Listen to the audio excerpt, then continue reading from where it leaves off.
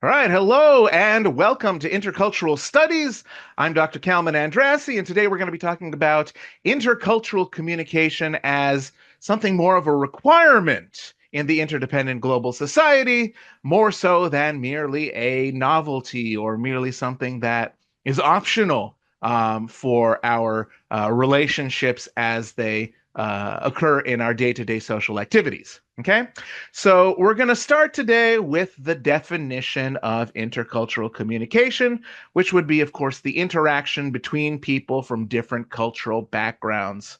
So when you hear the phrase intercultural communication, what ultimately comes to mind first, right? Um, what is it that pops into your head when you think about individuals from different cultures interacting with each other?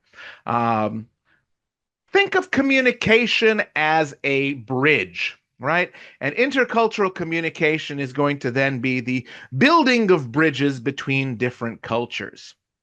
So it's going to be all about understanding how cultural differences influence your communication styles, your values, and your expectations in the social interactions that you are engaged in. Okay. So this understanding is going to be crucial for building meaningful relationships and achieving positive outcomes in a number of different contexts. Okay? So that can be from, international business contexts to really just interpersonal communications and relationships that you have with other people. Intercultural communication concerns changes in the world and how the people in that world have to adapt to them. It's going to encompass both verbal and nonverbal communication, including language and gestures and customs. And of course, effective intercultural communication is going to be something that's going to allow you to foster an environment of understanding and respect and collaboration that crosses the cultural divides. Okay? So think of it this way. The world is definitely shrinking. And cultural diversity is no longer, like I said, it's no longer a novelty, but it's kind of the reality. It's the expectation in our interactions. So whether you're working with international colleagues or traveling abroad or simply interacting with people from different backgrounds, intercultural communication skills are going to be essential, right? I can't think of a part of the civilized world anymore where, at the very least, individuals aren't going to run into tourists that are going to be of different cultures from their own, right? So, um, again, intercultural communication is going to empower you to kind of build those bridges and solve problems and contribute, meaningfully to a more interconnected and hopefully harmonious world. Okay.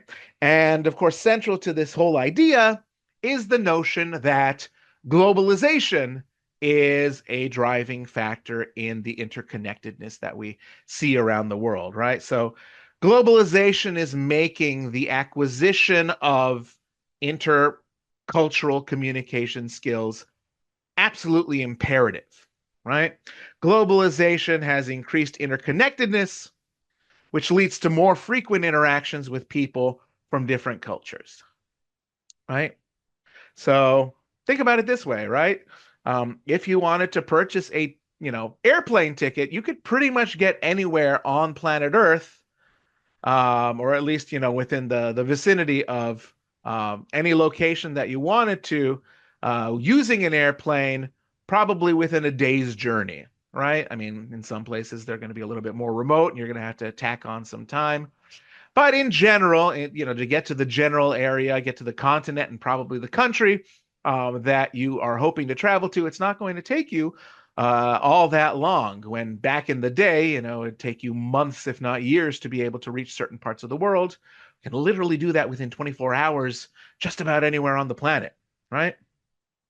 So that's something to kind of keep in mind, right? Accessibility. is a primary driving force in the interconnectedness of our world. Okay. So then, what else has kind of come about as the result of globalization? Well, I mean, diversity in the workplace, of course. Um, Businesses um, have found there to be a significant degree of benefit from having many different cultures available and having diverse perspectives and skills um, and things like that in the workplace, which in turn require effective intercultural communication, right? Um, but of course, there are also going to be some global challenges that arise from the interconnected world that we're in. So, addressing issues that we're going to get into here in a little bit, like climate change and poverty, that's going to necessitate some significant degree of collaboration between cultures. Um, and be able to find solutions to the problems that we have around the world is going to require a lot of intercultural communication. Okay. Um, that being said, intercultural communication, the development of those skills, that's something that contributes to our own personal growth, right? So understanding different cultures allows us to expand our worldview, and it does foster some degree of personal development. And the idea of a very very famous phrase in Hungarian, which is the culture of my parents. Is that the number of languages that you speak, that's how many people you are, essentially. Well, I think that expands beyond that, but the number of cultures that you understand is also it expands who you are as a person, and it unlocks it's the key to unlocking your ability to be able to interact with individuals in many many different contexts beyond simply the culture that you were born into, right? So, as the world becomes more interactive, rather interconnected, our lives are going to be increasingly dependent, of course, on people and, of course, events that take place in other parts of the world. So, think about this for yourself. How many relationships are you actively involved in with culturally different people? Individuals of different ethnicities, different religions, from different parts of the world, perhaps that speak languages that you do not know. How many of those relationships do you have? And what kinds of relationships are these? What are the reasons that these friendships or relationships have developed? Um, and then think about this, right? I mean, I would hesitate to even think that anybody doesn't have some sort of a relationship with individuals from other cultures. So, what makes an intercultural relationship that you have satisfying, right? I can think of my own set of friends. I have friends literally from all parts of the world. And there's just something very satisfying about being able to interact with people that do things differently, think about things differently, and live their lives ultimately differently from the way that I may be used to. Okay. So let's talk a little bit about the challenges that we face in our globalized world here. Okay. Um, what are some of the challenges of globalized society, right? So we have a lot of different visuals here to kind of help us with that. Um, so environmental and ecological issues are arising. There are changing economic powers that are leading to different types of interactions on the global market. Um, Technologies and the possibility of technological disruption is something that we have a day-to-day potential to be under. So, for example, not too long ago, there was a massive supply chain issue as we had a global pandemic that resulted in the slowing down of operations at our ports here in the United States, and in particular, not too far from me, the Los Angeles harbor had too many ships coming without enough people to be able to work them because of the pandemic. So it resulted in some significant problems for getting products to different parts of the United States. Of course, conflicts and war are a ongoing threat and really have been for the duration of most of recorded human history. Migration, mobility, the actual ability of people to be able to pick up their lives and move to a different location if they're seeking a better life. Changing norms in society and cultural identifications and things like that. An unequal share of wealth, resulting in some degree of civic disaffection, right? All these things are potential realities that come from us living in this globalized world. Okay? So think about um, your own issues as far as the world is concerned, right? These are all things that could potentially impact your life, and perhaps are impacting your life right now as we speak, right? You got this notion of international conflict and issues with security. Globalization can potentially exacerbate existing political tensions and lead to a lot of instability as different cultures and different political systems start to clash with one another, right? And of course, that leads to security threats in general, right? The increased movement of people and goods can raise a lot of security concerns. It can lead to things like terrorism, and then, of course, as we all experienced in 2020, pandemics. And of course, there's a rise of organized crime around the world. And I'm not just talking about, the Italian and Russian and Armenian mafias and things like that, but also, in places like Mexico with drug cartels coming into power and gaining a lot of authority. So, these are all things that are the result of living in this globalized, interconnected, and highly mobile society. Of course, we have environmental challenges, right? Environmental degradation is a big problem, right? Increased global trade and production are going to contribute to environmental problems like climate change, pollution, and of course the depletion of natural resources, which leads us to our discussion about competition for those natural resources, right? Right now, there are big concerns about who's going to be in control of oil and petroleum and lithium for the production of energy containing batteries and things like that. But in the future, competition for things as basic as water and food are kind of forecast to likely be things that we're going to have to deal with.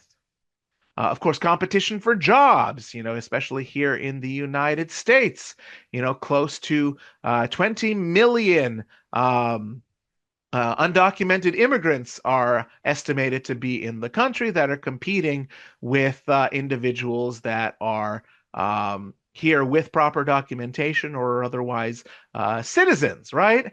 And that competition is going to lead to significant culture clashes where it could lead to some resentment in both populations for the other group. Okay.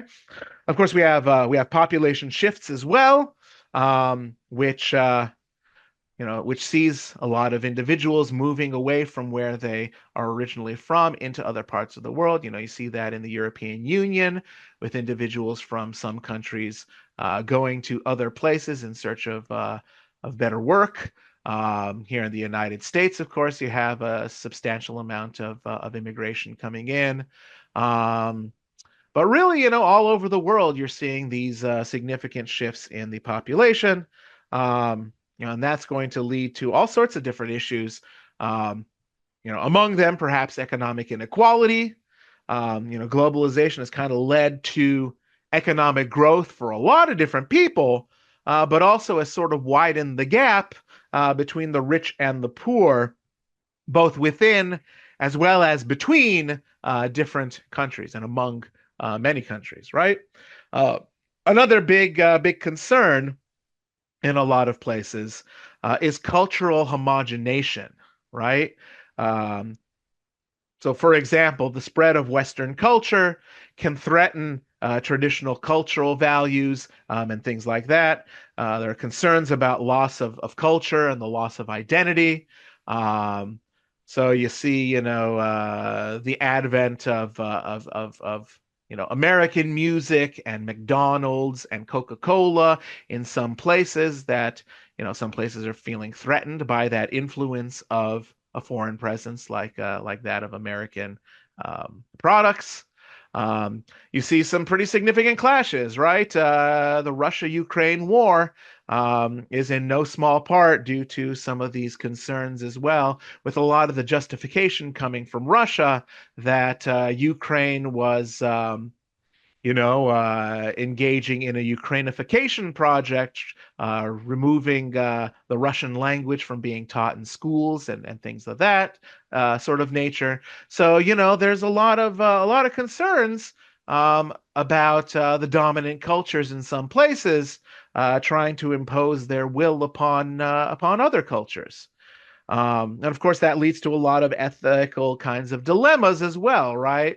Um, Going a little bit deeper than that, globalization has sort of raised ethical issues, related to all sorts of different things like labor rights, um, environmental sustainability, and corporate social responsibility, and different things like that. And then, of course, last but certainly not least, healthcare issues are also going to be a pretty big, significant thing, right? Again, you can be anywhere in the world. What happens if you get hurt or sick, right? In some countries, you may have kind of won the healthcare lottery if you happen to get sick in a certain country, um, where there's a healthcare system that is not going to charge you an arm and a leg. Whereas in other countries, the United States being no exception, sometimes access to healthcare can be increasingly expensive to a pretty substantial degree, right? So that is a big topic of discussion and a big concern as well. Okay. So again, issues with international conflicts and security, competition for international resources, as well as competition for jobs, and all the different types of environmental challenges that we can potentially run into. It's not just the general notion of global warming and climate change, but pollution in general leads to all sorts of different health problems. It can affect different environments. We're seeing scarcity in water resources and the desertification of a lot of different parts of the world. All sorts of different issues like that. Waste disposal, right?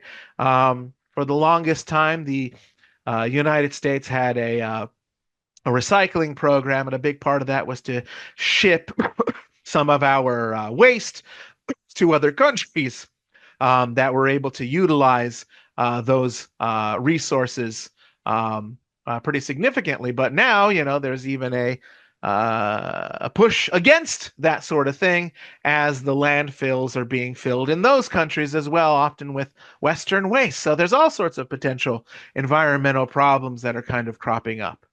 And then, of course, as I said, healthcare issues and pandemics, access to different medications and things like that.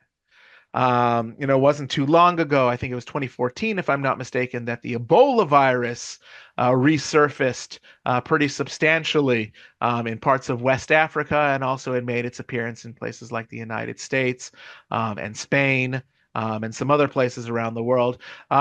But the international community kind of did a really good job of coordinating its resources, and were able to come up with some good vaccines and treatments for Ebola as a result of the significant reemergence of it not that long ago. Okay. So in addition to all of that, um, there are some things that you have to kind of consider, right? And some things that are going to be major issues in the years to come, within most of our lifetimes, really. Um, One of those is world population growth. So in 2050, it's projected that there will be more than 9 billion people living in the world, right? 9 billion people. 100 years ago, in 1950, my parents were alive. The population was about 2.5 billion. So more than a 300% growth in the population in the last 100 years. And compare that to 1750, 200 years earlier, where the population hadn't even reached a billion people. When the United States was ultimately being formed during the time of the Revolutionary War and everything, there weren't a billion people on the planet. There were only about 900 million people in total, right?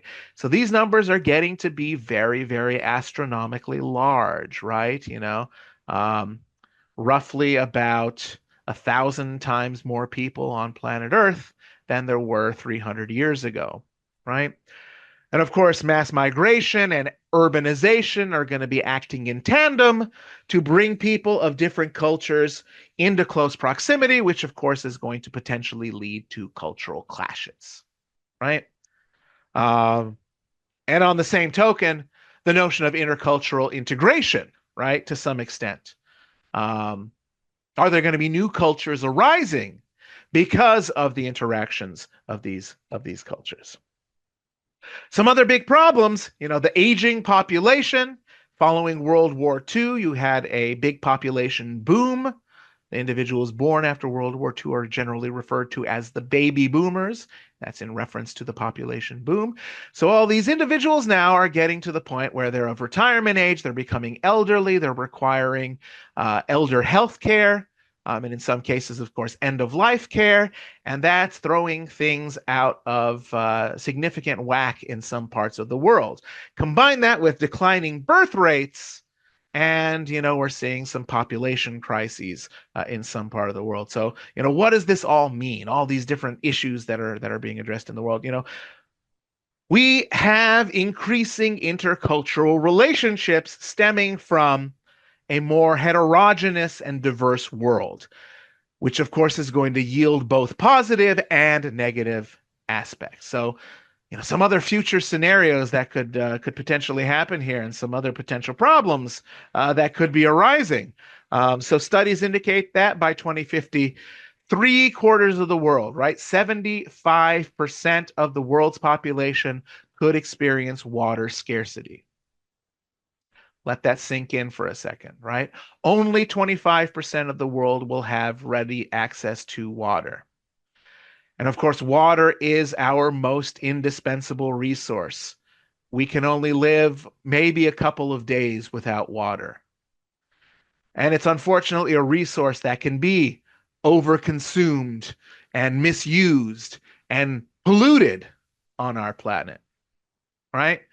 So gaining access to it, fresh water that you can drink and that you can use for bathing and washing your clothing and growing crops, that is going to potentially be problematic in not even 25 years. Also, academic research has revealed that world crop production is going to have to double by 2050 to meet the anticipated demand for both human and animal consumption. So meeting the ever-changing dietary needs of people.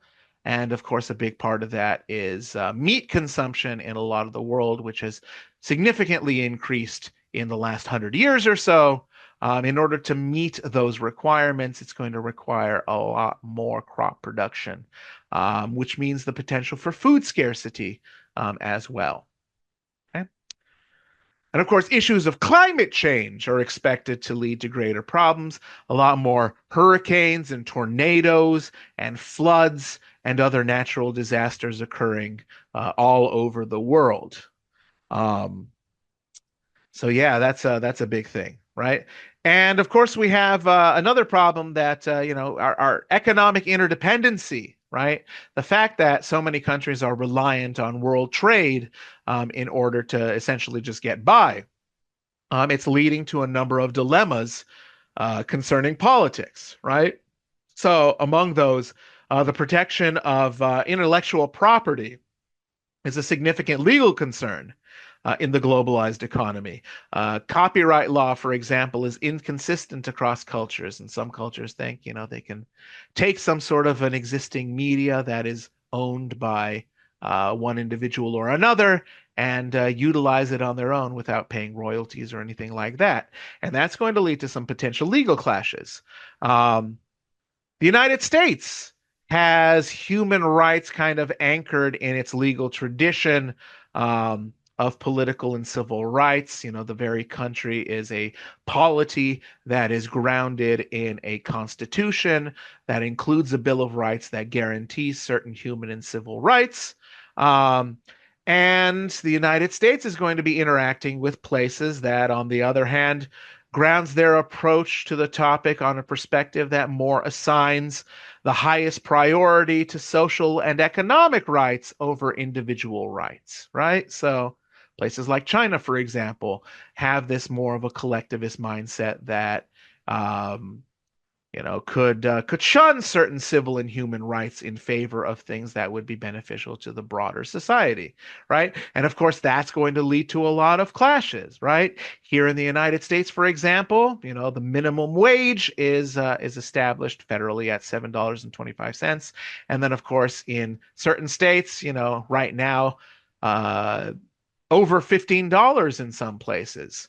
But then what happens if some sort of an international conglomerate sends production to a country that utilizes slave labor, where people are getting less than $3 a day to make goods and services, right?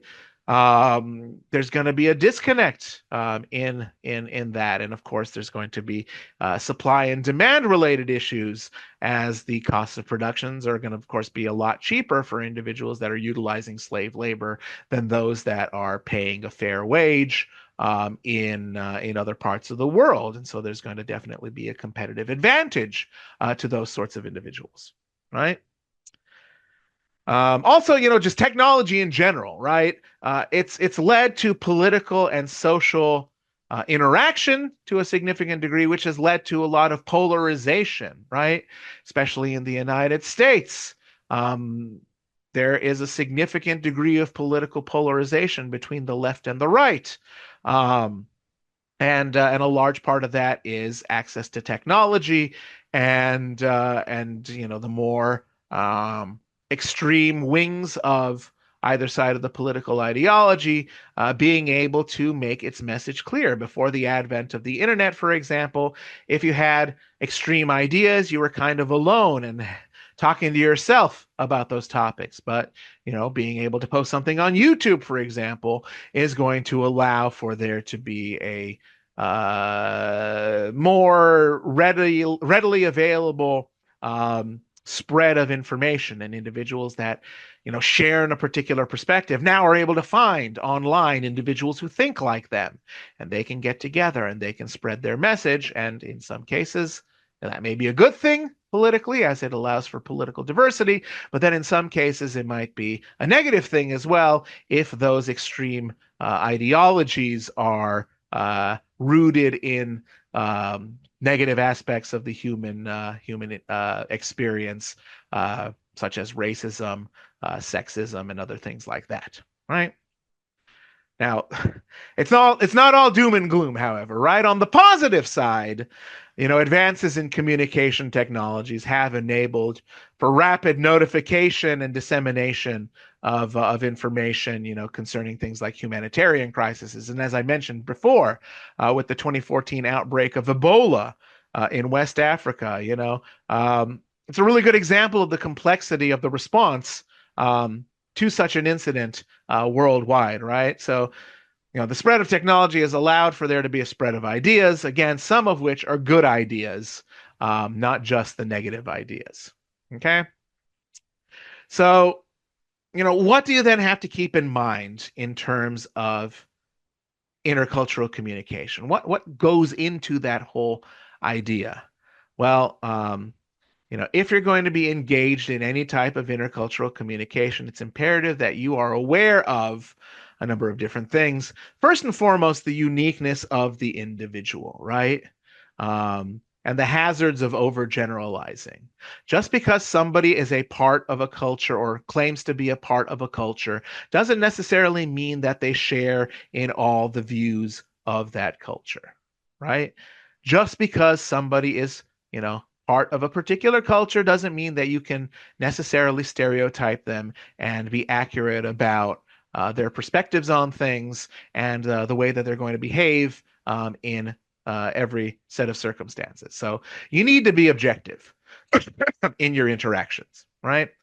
Um, Another important thing in intercultural communications is knowing that, um, you know, not everybody's going to necessarily see eye to eye. And sometimes your views are seen as extremely on one side of the spectrum, and the views of the other person that you're interacting with can be on the complete other side of the spectrum. So, really, a big part of intercultural communication is the necessity of compromise and the idea of finding a middle path, finding a moderate, you know, as Aristotle, the ancient Greek philosopher, suggested, finding that middle ground, which is also central to a lot of the Eastern philosophical traditions as well, right? Being able to compromise, being able to have give and take is going to be essential to intercultural communications. And another thing, and perhaps the most important thing of all, is, the myth of believing that communication is going to be a cure-all. Unfortunately, there are some things that just can't be talked away, right? Simply sitting down and engaging in communications with other people isn't going to solve all of our problems. So then the question becomes, what is going to be the solution? And, trying to come together with individuals to come to some sort of common ground and agreement that is satisfactory to all sides, oftentimes can be a very, very, very difficult task, right? Um, so that is, another thing to kind of keep in mind as you are engaging in the process of communicating with individuals from different cultures. Okay, and that's all I'm going to be talking about here today. So make sure you're going to see the next segment on this. Have a fantastic day.